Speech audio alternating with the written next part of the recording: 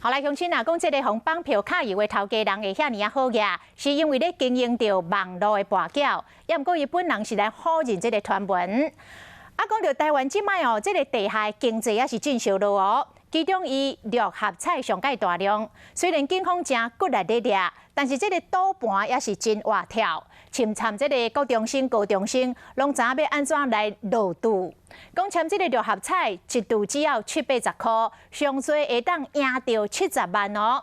对这个签赌的人来讲，就是以势博大，买一个平生的希望。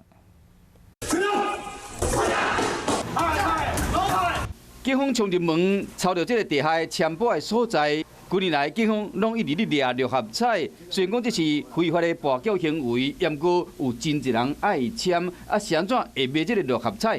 简单来讲，就是讲用一个便当钱，有可能中大奖。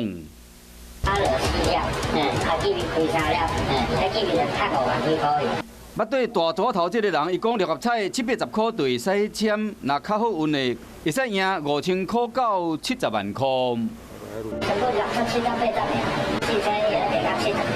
用小钱博一个希望，伫高雄，敢若一期签的就超过100万。每一期大概可能500-600左右吧。全台湾差不多有超过100亿的金流，就是安尼，和蛇头加条仔卡甘愿冒险。